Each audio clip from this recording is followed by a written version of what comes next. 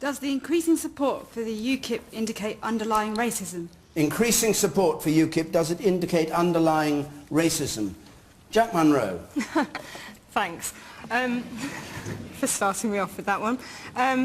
Well, I don't know enough about UKIP to be able to demonise them as an entire party, but the signs are worrying. The signs that so many of their members have come out as racist or homophobic, have come out with large blunders through the press. There was one UKIP candidate who said that gay people shouldn't be allowed to have or adopt children, which stuck in my mind as a gay person with children. I was like, ooh, if they get in, are they going to try and take my kids away? But a lot of, to come back to the question, a lot of UKIP candidates and people who claim to represent UKIP are racist, are loudly racist, and their policies appear to be racist. So I would say that, yes, it hints at underlying racism, but actually plays on people's fears, because no party is going to turn around and say, I'm a racist party. It just talks about, Britain and British jobs and, nationalism and extreme nationalism in a way that actually sells it as quite an attractive proposition for people who don't really know where else to turn.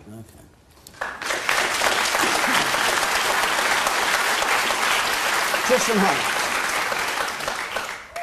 I think UKIP and the rise of UKIP and votes for UKIP is about a politics of anger and a politics of alienation. And whether they're racist or not, what we have to do is deal with the issues. And that dodges the question, saying whether they're racist or not, because the question was, does the increasing support indicate underlying racism? Well, they are guilty of inflammatory, ugly language. But I've met lots of people on the doorstep who will be voting UKIP who are not themselves racists. And that's why their politics speaks to this broader crisis we're seeing, and not just here in the UK. The fringe parties are getting votes right across Europe. And so our solution in the Labour Party is to respond to this on policy terms and politics. In terms of the activism you've seen out on the streets of England today, having conversations with voters. We've got double the number of activists on the streets today. Yeah, well, we don't want to know about Labour. We don't want to know about Labour. We're talking about UKIP. I know, and that's why we'll come to Labour later on. We're going to beat them on the policies, because what are they concerned about? It's the cost of living, it's the economy, it's the politics. So whether it's the minimum wage, or whether it's rents, or whether it's 0 hours, that's how you deal with the alienation and the anger. Calling them names doesn't always get you to the right place. Actually, you've got to engage with the politics. Well, you just said they were inflammatory and ugly, some of the things they said. I don't know whether that counts as calling them names or not. No, it doesn't. It says that their language is inflammatory and ugly. Neil Hamilton. Well, I think it's very dangerous to fling words like racism around in a casual way, because being a racist is a very nasty thing, and in certain circumstances it's against the law. And UKIP is certainly not a racist party. If UKIP is racist, so are the 80% of the British public who agree with UKIP's line on immigration, according to opinion polls. The Labour Party has very, very belatedly apologised publicly for its disastrous error in having an open-door immigration policy in the period when it was in office between 1997 and 2010, when 3.2 million net addition to our population came about because of immigration producing all sorts of strains on public services, health, schools, transport, etc., etc. UKIP is not a cause, but a symptom of these problems. If it hadn't been for the failure of the establishment parties to control immigration into this country in recent decades, then I don't suppose UKIP would have come into existence, because most of the concern that's been voiced during this European elections campaign, something which the Labour Party certainly never wants to talk about, anything to do with Europe. I'm delighted to talk about Europe. Well, let me just finish my answer to this question. We'll come on to Europe.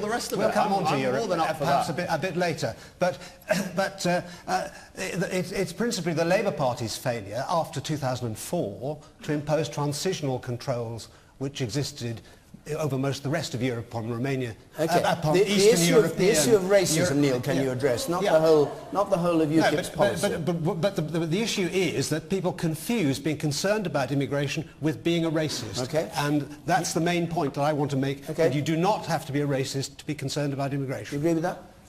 To a certain extent, yes and no. I don't want to be agreeing with Mr. Hamilton, but I think any of the political parties, there's going to be that element of racist element in there. But my point is The whole point of this race relations and everything, it was messed up in the 1950s after the Second World War when we asked for people to come over and help us.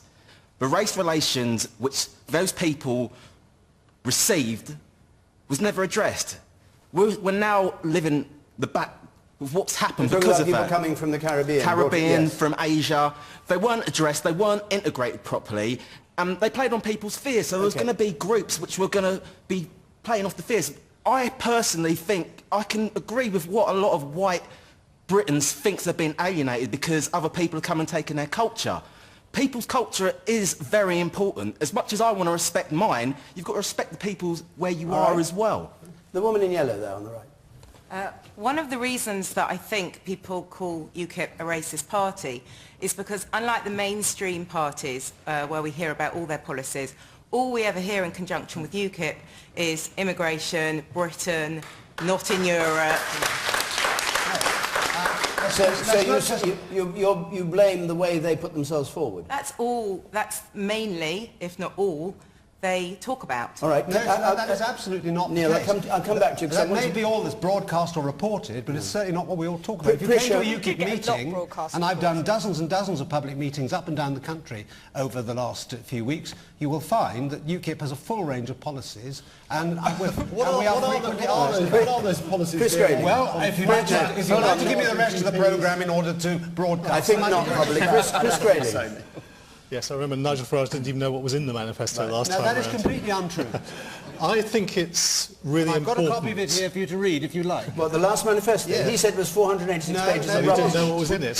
It wasn't. This was the manifesto. The other 400 pages were, in fact, discussion documents that were published at the same time. Chris Grayling. I think it's really important that we actually don't conflate a legitimate argument about levels of immigration with a discussion about race. We are a multicultural society. We have been a multicultural society for a long time. The issues around immigration are to do with the ability of the country to absorb people, with the implications for school places, for the health service, for the availability of housing. There is a genuine, legitimate and important debate to have, and from our point of view it is important to pursue low levels of immigration because we recognise the practical pressures it places on this country. That is a very different thing to talking about race. And I think Okay, it's what about really important we UKIP? keep the two What about separate. UKIP? Because the question what Prisha asked was whether UKIP support indicates underlying racism. Well, the Yes question is or no? about underlying racism. I Yeah. don't believe fundamentally this is a racist country, though there is racism Okay. in this country. Can I get back to Prisha who asked the question? What's your view? There is underlying racism. My kids experience it. I experience it. It's very soft. Unless you're an ethnic in this country, you don't realise. And especially if your colour is different, you don't realise. And it does exist. Kirsty Allsop. I think it does exist. I think you're right. I think that in comparison to other countries, we do reasonably well here. And I think that Brits as a whole we are liberal people. And there was a very, very funny comedy show on Radio 4 where there was a black comedian talking about Brits trying to get it right. And I think a lot of the time people in this country are sensitive to other people's feelings and cultures, and we try and get it right. And I'm very proud of that. The problem about the UKIP question that you raised, it's not just racism, it's sexism, it's homophobia.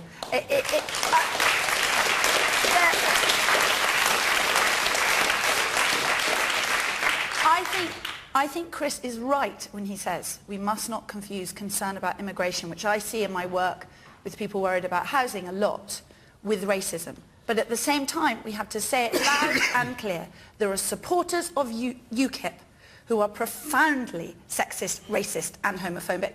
And that is something we see on an almost daily basis. And there was a UKIP funder who was on Channel 4 News recently, and he sat there and he said openly... He's not a member of UKIP.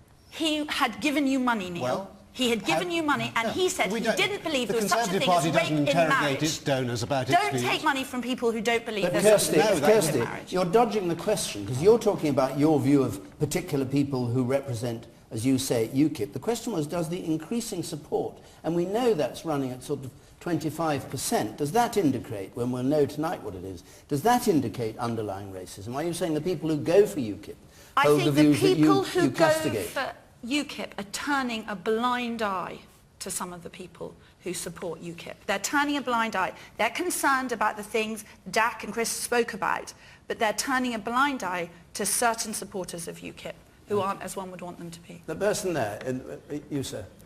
I think when the leader of a national party comes out on a national radio station and when describing the difference between Germans living next door and Romanians living next door comes out with the answer, you know what I mean, I think that can represent underlying racism in a party.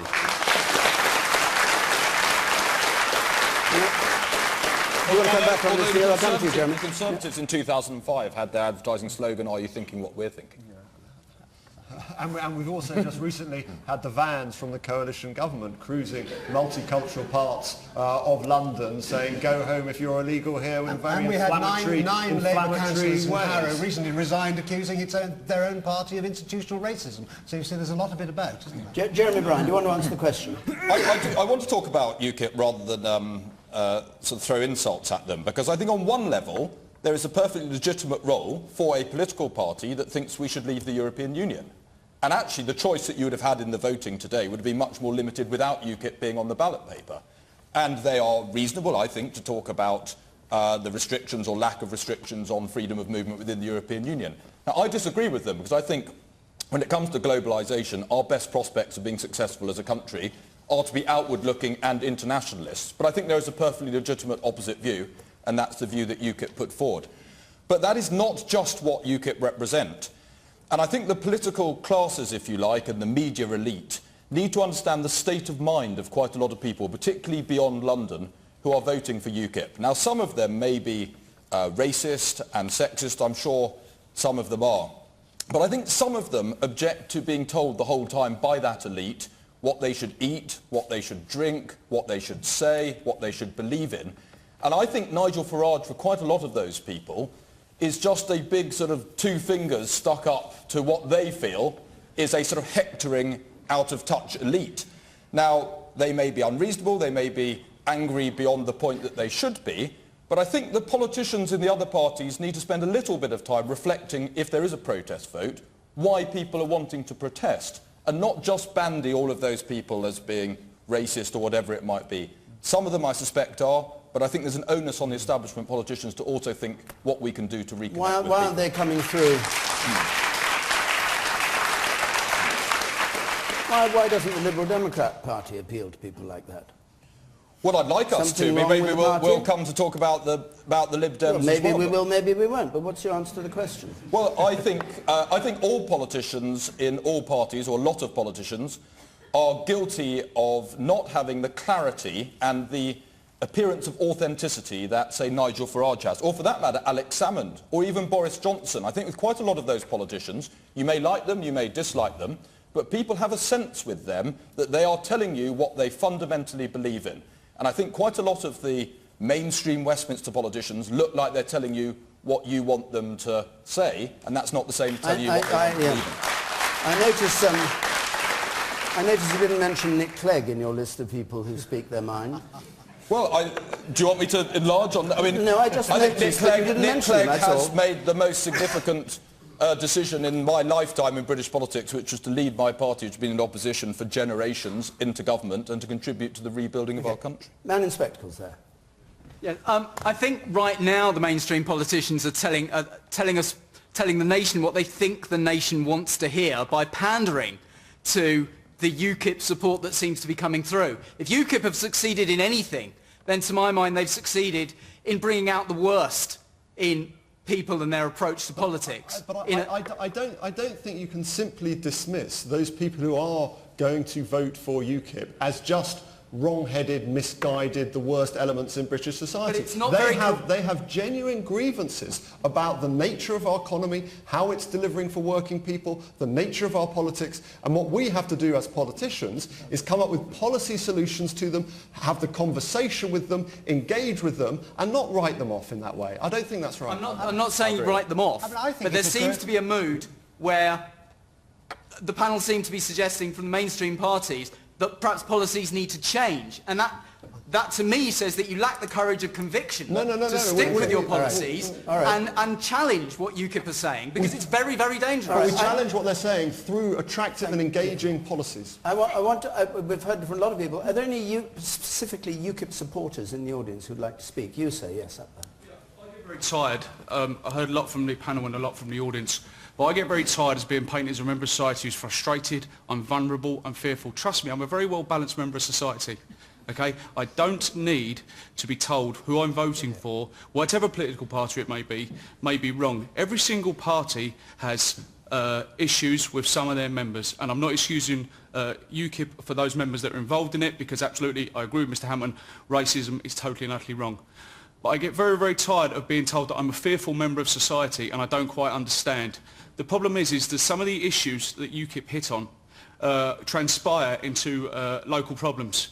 For example, I live in Bishop Stortford. There are people who lived in the town for 20, 30 years who cannot get their children into a particular school. 4 schools in the town. Now, immigration is entirely to blame for that. I'm not saying it is. But it has a net effect on the town. And they're the issues that people want to discuss, engage with in a very, very balanced way. So you don't want lectures from politicians on what you're thinking and why you're thinking it? No, I don't, because for all the main political parties, none of them come from the moral high ground. Okay. But that's precisely the point I was making. It's a discussion about practicalities. In terms of immigration, it's about things like school places. Our job over the next 12 months, as we go up to a general election, I think is not to throw mud in all directions. It's actually to earn people's support by setting out a clear agenda. David Cameron called UKIP's views appalling. I mean, isn't that throwing mud? Well, Neil Hamilton, last word to you. UKIP is now regarded, according to David Miliband, as a mainstream political party. And Ed, would that be, or David? I was... I was just... It's a bit sensitive to them getting it wrong. I mean Mr. Ed, of course. But, millions of people will tonight vote, or have already voted, for UKIP. I think it's the most grotesque libel upon millions and millions of decent working people in this country that they should be derided as homophobes, sexists, racists. The people who are voting for UKIP are doing so because they're worried about the future of their country, they're worried about the pressures on their own lives. Mass immigration of the kind that we've experienced in the last 20 years is wholly unprecedented in the whole of British history. More people came to this country in 2010 alone than in the 900 years between 1066 and 1950. And this has put immense pressure upon jobs. I'm absolutely certain. That sounds a very dodgy You'll find it on the Migration Watch website. Well, it's an entirely independent think tank. I'd like nothing to see the Sir Andrew Green, who is the chairman of it, is a former ambassador, and he's a man of complete integrity. If you disagree with that figure, you can disprove it as an historian. I'm just querying it. But who can deny the problems that have been caused by the scale and speed of unlimited immigration in the last 20 years? It's caused massive wage compression. The GMB union claims that it's reduced wages at the bottom of the income scale by 15%. Okay. So this is not something which is recognised only by supporters of UKIP. It's recognised throughout the political spectrum, except by a lot of the mainstream politicians who are failing to give voice to people in their fears and needs. Jack Munro, brief word from you, and then I want to go on to another question. So you've got your Migration Watch website that counts how many people come into this country. Do you have a facility that counts how many doctors leave this country, how many nurses, how many people with skills and trades? No, you don't. You can't talk about a net figure when you don't know how many people have left. All right. This is a contentious point, and it's argued over and over again, and I don't want to argue it here because we've had the question about racism. I want to go on to another question.